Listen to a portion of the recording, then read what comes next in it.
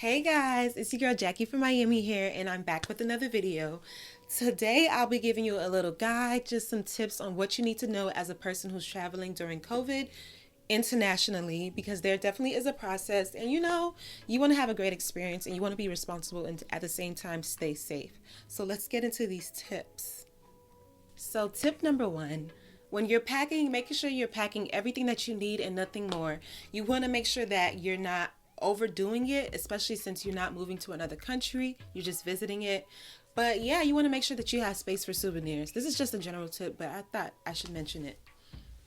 Tip number two, if you don't have any type of like hotspot equipment, you want to make sure that you're calling your phone company to see what their options are for international plans.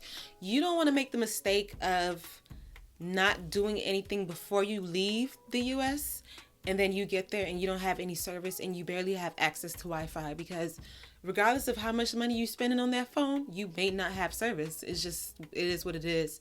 So just make sure you know what all your options are for communicating, because if not, you'll just be enjoying the trip. You won't have much social media and it may be difficult to contact your folks back home. Tip number three, make sure you secure your transportation before you leave the US, because you don't want to have to go through that whole process of getting to your destination and then now you done left the custom line and you don't know how you're getting to your hotel or how you're getting to your private home. So I know when you're booking through a resort, they give you like the rundown on what your options are with that or what they provide themselves. But when it comes to the Airbnb or private home, you want to make sure that you're reaching out to your host to see if they have any service they can provide or if they can point you in the direction of a responsible taxi driver or a driver for that week that you're going to be there. Tip number four, you want to make sure that you know what your COVID restrictions or requirements are for the country that you're visiting, because in a lot of cases they require you to take a test and that has to be before within 72 hours, so at least 3 days before the trip itself. You don't want to wait till last minute to do this, because if you don't have that proof, you're not getting on that flight, and you don't know if the specific airline that you're traveling through does COVID testing at their on site. Tip number five. So this isn't really a tip, but it's just something that you need to be aware of. When you're traveling out of the country, a lot of times you're going to have to fill out a travel authorization. The two experiences that I've had, especially going to Jamaica and the Dominican Republic, they gave you a website and you just go to that website and you type in all your information. So information they'll be looking for is where you're going to be staying, how long, and what airline, or I think your airline information, your ticket number, your flight number, and your airline. Yeah, it's not anything crazy. They just want to know like who you are, where you're coming from, and how long you're going to be in their country. I also recommend filling this out at the same time that you do the COVID test, because you don't want to get caught up in them processing things a day before. Like, just do it the same time you do your COVID test, which is, at least I hope you would do it that third day before, and just knock it out, because it's not anything crazy. It's nothing too hard to fill out. Tip number six, I recommend that you download the app for your airline, because they could update COVID requirements or COVID restrictions at any time. You want to make sure that you're on top of that information.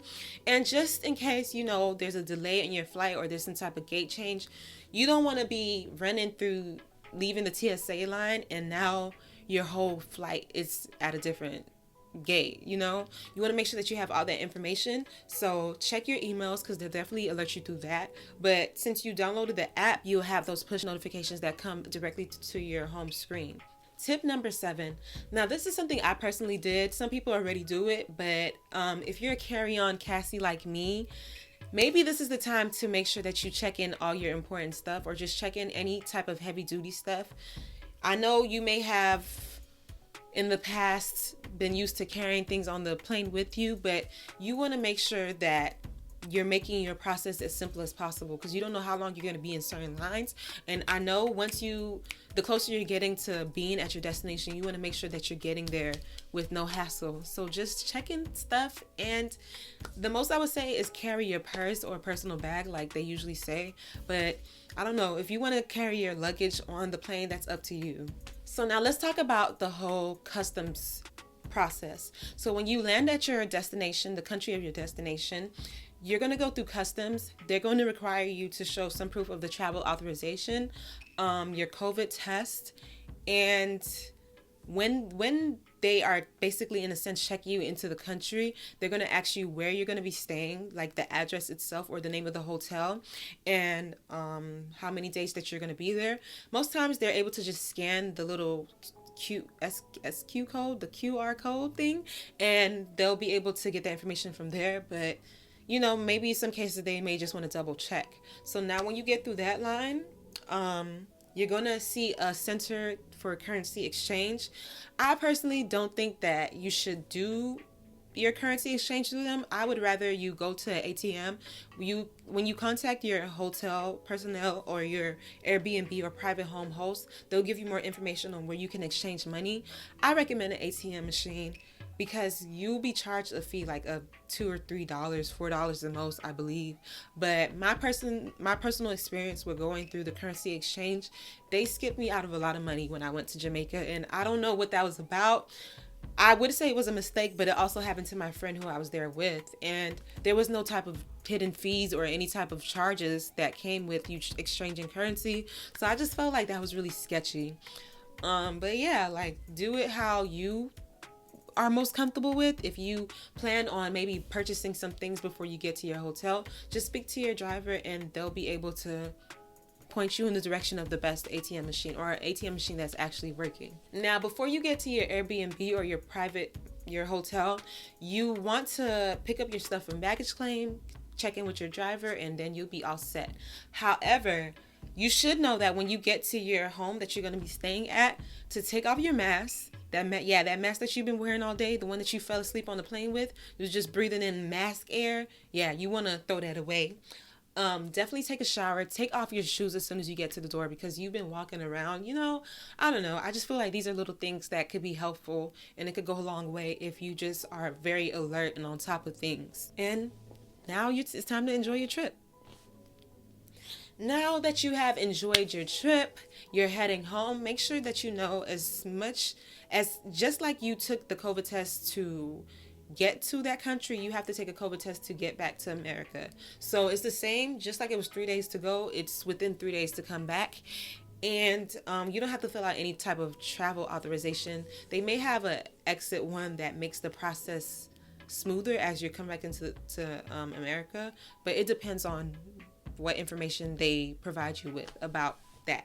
Make sure you're figuring out what your COVID test options are, whether they have a service at the hotel, whether your Airbnb host is able to provide you with a service, or if you take the option of doing it at the airport, leave 1 to 2 hours before you would leave to go to the airport. So whatever, if you were to leave to go to the airport 3 hours before, I would recommend you go 4 hours before, or I don't know, because my experience, we left the house on time and we were still burdened with having to go through the whole process, especially getting the results from the COVID test. So I recommend leaving on time. Whatever you think is early, leave an hour and a half before that, because those little lines to process things will give you a run for your money. You will literally be running for your money. Because if you don't make it on that flight, I don't know what your options are. I don't have tips for that if you don't make it on your flight. Now when you land back in your city, you have to go through passport control. All they're going to do is check your passport, check your face, and now you're ready to go home. You pick up your baggage from baggage claim, and you're all done. So these are all the tips that I have for any individuals that are traveling out of the country. This is just about the process, of course. I'm going to make another video about whether you should book with a resort or book with an Airbnb. I'm going to include some more information about excursions. If you have any questions on how this process went for me or anything that you would like for me to add to the next video, please let me know. Like, comment, subscribe, and you'll see your girl very soon. Bye, guys.